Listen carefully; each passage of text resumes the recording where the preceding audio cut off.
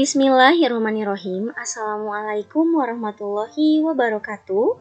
Perkenalkan, nama saya Silvi Fitri Utami dari kelas C6 S1 Manajemen dengan nomor pokok mahasiswa 10120157. Video ini dibuat untuk memenuhi salah satu tugas evaluasi tengah semester pada mata kuliah perilaku organisasi. Di sini saya akan memaparkan mengenai pengamatan perilaku individu. Dosen pengampu pada mata kuliah perilaku organisasi yaitu Ibu Leli Nirmalasari, SPDMM, Bapak Pulzil Pulung Puryana, SEMSI. Saya berkuliah di Universitas Teknologi Digital atau Digitech University. Latar belakang pada pengamatan ini yaitu dilakukan beberapa pengamatan dilakukan kepada 5 orang karyawan di suatu perusahaan leasing atau multi-finance. Tujuannya agar mengetahui perilaku masing-masing individu, di mana pengamatan ini berkaitan dengan yang pertama dasar-dasar perilaku individu, yang kedua nilai dan sikap, yang ketiga kepribadian dan emosi, yang keempat persepsi dan pengambilan keputusan. Untuk yang pertama dasar-dasar perilaku individu. Untuk individu yang pertama, belum menikah, kemudian ia seseorang admin, dapat dikatakan belum memiliki pengalaman bekerja di bidang yang sama. Kemudian, ia cenderung sebagai karyawan yang cepat mudah memahami setiap jobdesk pekerjaannya. Untuk individu yang kedua, belum menikah, seorang surveyor, memiliki beberapa pengalaman kerja di bidang yang berbeda. Maksudnya, untuk individu yang kedua ini, ia pernah bekerja sebelumnya di perusahaan finance ataupun non-finance yang berbeda dengan pekerjaannya pada saat ia sekarang bekerja di perusahaan sekarang. Kemudian untuk individu yang ketiga, ia belum menikah, seorang marketing. Dia memiliki beberapa pengalaman kerja di bidang yang sama. Maksudnya, ia sebelumnya pernah bekerja di perusahaan yang memiliki job desk yang sama, yaitu di bagian finance atau leasing atau multi-finance.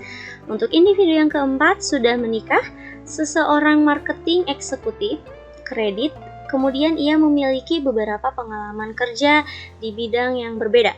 Sama halnya dengan individu yang kedua, untuk individu yang keempat ini dia memiliki pengalaman bekerja namun di bidang yang berbeda. Untuk individu yang kelima, ia belum menikah, seorang Salesforce memiliki pengalaman kerja di bidang yang berbeda. Untuk berbagai individu ini, mereka memiliki beberapa kecenderungan untuk mudah memahami atau memerlukan waktu dalam memahami job desk-nya masing-masing. Dan berdasarkan pengamatan yang saya lakukan pada perusahaan ini memiliki waktu kerja lebih lama dibandingkan perusahaan lain karena mereka, para karyawannya itu pulang lebih dari jam 8 malam. Kemudian untuk jika akhir bulan, mereka itu diharuskan oleh perusahaan untuk masuk ke kantor, untuk bekerja. Kemudian yang kedua ada nilai dan sikap dalam bekerja. Individu yang pertama, menurut ia, kebebasan dalam bekerja itu penting. Kemudian ia lebih menyukai atau cenderung puas dengan satu job desk pekerjaan saja. Kemudian individu yang kedua, dia lebih mementingkan kebebasan dalam bekerja, kemudian dia lebih menyukai atau cenderung pada puas dengan satu job desk pekerjaan saja. Individu yang ketiga, yaitu seseorang yang lebih penting mementingkan ambisi atau ambisius dengan sebuah pekerjaannya. Kemudian menurut ia lebih menyukai ingin terus menjadi anggota perusahaan saat ini dalam waktu yang lama. Untuk individu yang keempat, ia seorang marketing eksekutif kredit. Dia itu juga memiliki ambisius terhadap pekerjaannya dan ia lebih menyukai atau puas dengan satu job desk pekerjaan saja. Untuk individu yang kelima, yaitu menurut ia lebih penting kebebasan di dalam bekerja, kemudian ia menyukai atau cenderung puas dengan satu job desk pekerjaan saja. Para karyawan lebih cenderung mementingkan kebebasan dalam bekerja agar karyawan dapat bekerja dengan fokus dan agar karyawan dapat berinovasi dengan baik di dalam suatu pekerjaannya. Namun dapat atau harus digarisbawahi bahwa kebebasan dalam bekerja ini tidak semena-mena karena individunya. Dia bisa bebas bekerja, namun dia harus melihat aturan yang telah diberikan oleh perusahaan. Kebebasan seperti apa? Karena agar tidak membuat karyawan semena-mena ataupun lalai terhadap pekerjaannya. Kemudian ada beberapa karyawan yang lebih menyukai puas dengan satu job desk pekerjaan saja. Jadi dia cenderung lebih menyukai job desk yang hanya satu saja atau job desk yang hanya diberikan oleh atasannya saja. Dan ada beberapa juga karyawan yang memiliki, menurut ia, ambisius itu lebih penting di dalam pekerjaan. Jadi dia sangat mengejar pekerjaan itu. Tapi di sini ada baik dan buruknya, di mana jika baiknya ia dapat mengerjakan pekerjaan dengan cepat selesai. Namun pekerjaan ini dapat selesai jika terlalu terburu-buru tanpa memperhatikan pekerjaan yang telah atasan berikan.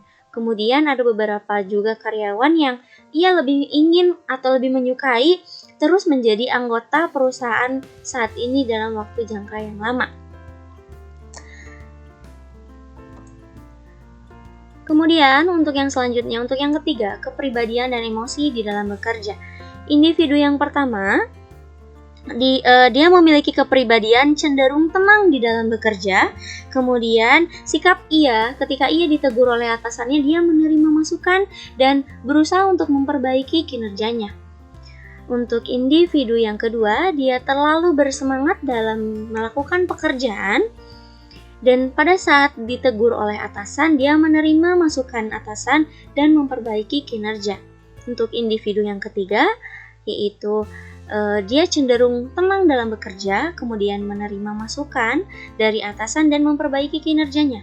Untuk individu yang keempat, yaitu ia lebih cenderung juga tenang di dalam bekerja, kemudian saat ditegur, sikap ia menerima masukan dan memperbaiki kinerjanya.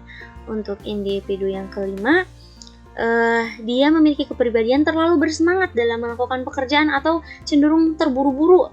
Kemudian sikap yang ia ambil ketika ia dimarahi oleh atau ditegur oleh atasan, dia merasa paling benar dalam sebuah pekerjaan. Nah, di dalam kepribadian dan emosi dalam bekerja ini, terdapat beberapa karyawan yang memiliki cenderung tenang di dalam bekerja, kemudian ada juga yang bersemangat, terlalu bersemangat. Nah, untuk yang perlu kita perhatikan di mana bagaimana sikap karyawan ketika ditegur oleh atasan.